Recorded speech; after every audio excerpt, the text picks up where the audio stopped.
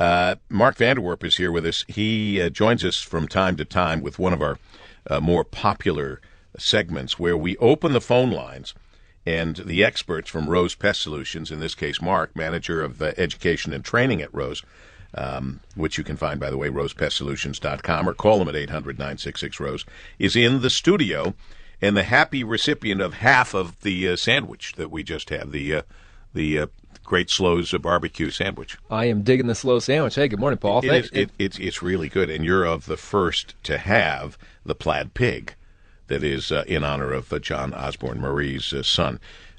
Nice to have you here with us.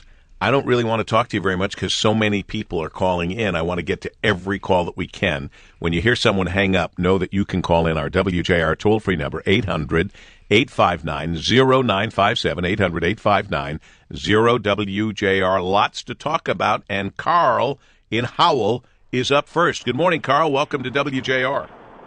Good morning, Paul and Mark. Thank you for having me on this segment. I've got a concern about boxelders. I've got little red dots that are running around in my mulch near some smaller plants, and as they've gotten bigger, they appear to be taking on the shape of boxelders, which found their way into my house last year.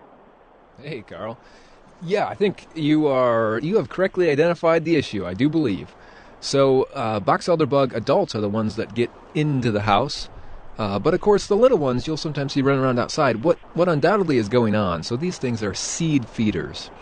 And so what probably happens is you've got a large maple tree, perhaps, near this landscaped area, and those lovely things called helicopters. Yeah, hey, look at this. I'm like a shaman over here. So those helicopters that fall off the tree, a lot of those make their descent into your mulched bed. And when you go around and mow the lawn and blow those seeds out, a lot of times they don't blow out of the mulch all that well. So there's a bunch of maple seeds down in there, and that is prime boxelder bug food. So yeah, sure enough, you see those little red bugs in there. So you could do a treatment on that mulch bed and take out those early stages of the boxelder bugs and prevent some of those from becoming adults. But of course, you got to keep in mind the adults can fly, so you'll still probably see some boxelder bugs in the fall. But if you want to take care of these, go for it. Mark, I appreciate the advice. Thank you so much, sir. Carl, thank you for clearing Howell of box elders. We appreciate it. It's a job well done. All right, Paul, have a great morning. You do the same. Barbara's in Trenton on the Paul W. Smith Show, WJR. It's our Rose Pest Solution Hour. What's on your mind, Barbara? Good morning. I have stink bugs coming in my house, and not just a few. I mean, like sometimes 30 of them. They're driving me crazy. Yes, that is what they do. That is why they're here. No, they're actually here to destroy our crops and eat a bunch of plants that we like. So stink bugs are going to be a problem for the foreseeable future. They've been coming. We've known the waves coming, and it finally crested and broke. And last year was a pretty big year for stink bugs, and especially in southeast Michigan. What makes it a big year for stink bugs? I mean, we've had great weather for them, or so they're it's an invasive species. So the population is just kind of rolling in from out east. So they started in the Pennsylvania area in eastern Pennsylvania, and they've been working their way here ever since. And they do well when there's abundant food and good growing conditions. Which for stink bugs, they do tend to like cold winters because they're an overwintering pest. So that's why they come into our structures, is to spend the winter in a safe place. And believe it or not, it is not actually to terrorize you, although that is typically the result. So, they're kind of a tricky thing to deal with. So they don't reproduce inside the structure. They don't infest the structure per se. They just come in sometimes en masse. What can Barbara do? So, anything you can do to seal up the structure is a great start, although I realize this is often difficult. But if you know of gaps around windows or poorly sealed doors, those are great places to start. Other places they get in, you won't be able to seal. So certain things like chimneys, you don't want to seal that. You got to have your chimney open, and that is a potential route in. So you typically want to do kind of a hybrid approach, seal the things you can, and do some exterior treatments in the fall when you start to see them on the side of your house. And if you time things correctly, you can certainly decrease the numbers you'll see inside dramatically, although you may not get to zero, but hopefully less than 30. All right, Barbara. Thank you. Best of luck to you. Jerry in Macomb. Trouble with gnats, Jerry. Yes, good morning. I have a storage room in the basement that the gnats are only in that storage room. We don't keep any kind of food except for the canned foods and toilet items and shampoos. There's nothing in there that we know of that like they're eating. but I've got one of those little lights on there with the fly paper behind it. Yeah. And they're loaded on that after a while. I have a guess what's going on here. I'd have to see the pest to be positive, but what it sounds like, if these are small black flies, there's a good chance these are Phorid flies. Google that, Phorid, and see if it looks like that's correct.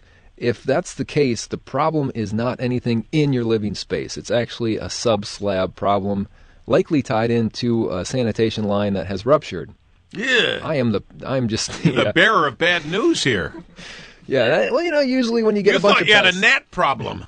Yeah. Turns out you may have a poo problem. Now, a lot of times this can be, it happens. So, things rot and decay over time, and when a sanitation line goes, you can kind of saturate the soil beneath your structure with, our waste. And these little flies love that stuff, and then they get into the structure through little cracks in the cement, that kind of thing. And that's my guess what's going on, although there's certainly some other scenarios that could be the case. Jerry, you now have something else to look for. Thanks for the call. You're hearing the Paul W. Smith Show, News Talk 760, WJR. With his MSU degree, Bachelor of Science in Entomology, firmly in hand, 13 years ago, youngster. It's been a while. Yeah. He is here. Mark VanderWerp, BCE, Rose Pest Solutions in Troy, Manager of Education and Training, 800-966-ROSE or rosepestsolutions.com. But he's taking your calls live here right now on the Paul W. Smith Show on WJR when you call 800-859-0957, 800-859-WJR. And happily, Mike in Clinton Township held on the line because you were looking forward to this question. Hello, Mike. Yes. Hi. I have started raising bees, and I'd like to know how Rose Pest Control handles bee swarms. When somebody calls Rose Pest Control, what do you do? Do you remove the swarm and safely relocate it? So, great question, Mike. Rose Pest Solutions is very cognizant of pollinator protection issues going on right now. So we are certainly on the side of honeybees, and we try to never destroy a colony unless we have to. And sometimes you do have to. But swarms, you really never have to. So I'm an amateur beekeeper myself. Boy, if I can get a honeybee colony to last 2 years, I'm happy. But I usually take wild-caught swarms and I'll stick them in a hive in my backyard. So we've had a few people in the company who will do that, would like to relocate them to their yards, and that's always fantastic. Some of our offices don't have anyone who is a beekeeper, and what they typically do will contact a local beekeeper who wants to pick up the swarm. So that's typically how we handle it, is if we have someone that can relocate it and deal with it themselves, they do. And otherwise, we call for help. Thank you. All right, Mike, thank you. I think he wasn't having any problems. He wanted to make sure he didn't have any problem with the way you guys dealt with honeybees, so important pollinators. I think so. You guys are very good to all bugs, nicer than I would be. We try to take care of the nice bugs, You're nicer to spiders and bugs than I ever would be. Tim is in Temperance on the Paul W. Smith Show, WJR, at 841. Tim has an issue with mosquitoes or a question. Hi, Tim. Well, I understand that there are certain plants that you can put out that will discourage mosquitoes. With our record rainfalls, we're going to have just a record number of mosquitoes, and we do down here in Monroe County. My other question would be, is there anything you can do to discourage Japanese beetles? Boy, these are two widely disparate questions here rolled into one. I'll see what I can batter up, huh? So for the mosquitoes, there's things called mosquito plants that are supposed to keep mosquitoes away. We moved a couple of years ago, and the previous occupant of the house had planted a bunch of these mosquito plants, and there's still plenty of mosquitoes. So I don't know how much stock you can put in this, and how much repellency effect can a plant really have. If it keeps the mosquitoes 5 feet away from the plant, does that really do you any good, unless you're sitting on the plant? Probably not. So I wouldn't put a lot of stock in that. I think some of the more traditional mosquito tactics work a lot better. So put repellents on your body where you want to keep the mosquitoes away from. If you're working outside, you can put a fan on yourself. If you are going to be sitting on a deck and not moving, just let the wind blow over you and keep the mosquitoes away.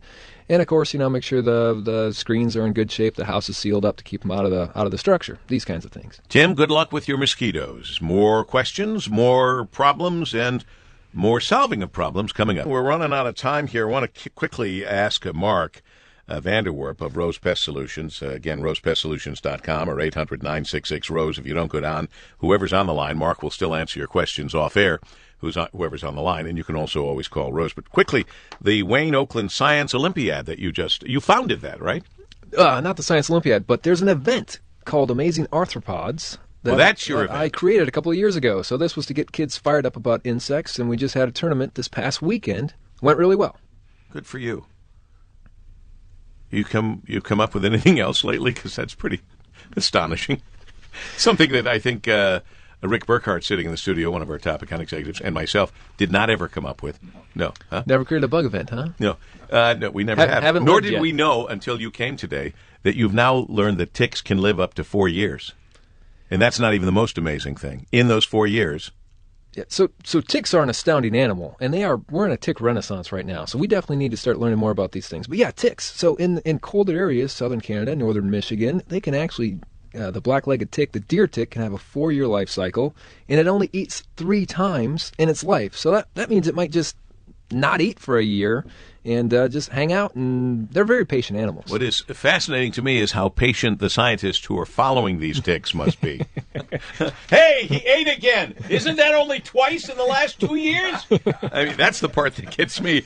And they're being paid to do that. But anyway, quick last question here in Royal Oak. Grad students. Paul, grad students. All right, so it's the grad students do all the work. Dave is in Royal Oak with some Carpenter Ants. Yes, the quick question is this.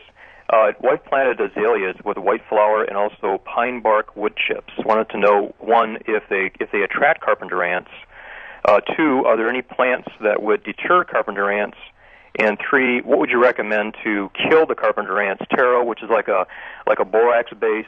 Sure. Or would you recommend like an amdro, which is hydro whatever something, and another one is like an ant shield spectricide. All right, we have 1 minute left to do this. So Dave, here's the scoop on carpenter ants. If you've got big mature trees in the area, you're going to have carpenter ants. So if you really don't want any carpenter ants, clear cut all the forests. No, that's ridiculous. He's kidding. Carpenter ants aren't that bad. They're really cool. They're mostly beneficial unless they happen to be chewing on your house. So you do have to draw the line somewhere. A lot of the over-the-counter products can work, although carpenter ants can be a little tricky. They're primarily nocturnal, so you don't always see where all the activity is.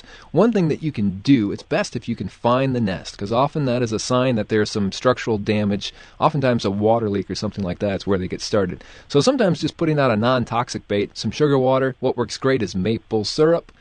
Give those ants a free meal, follow them, see if you can find out where they're going. You may not be able to, but if you can find them and just treat the specific area where they are with a contact insecticide, that's a beautiful thing. Great. I know you're out of town, but if you want to continue a conversation offline, I also have an attaboy for your company that a guy came out and did a great job. Fantastic. We love sure. that. Hold the line. I'm going to put you on hold, and another attaboy for Rose. I give them attaboys for when they've been out to my house, too. Rose Pest Solution, 800-966-ROSE, rosepestsolutions.com, the place to go. Mark VanderWerp, nice to have you back with us. Hey, always a pleasure, Paul. Thanks a lot. It is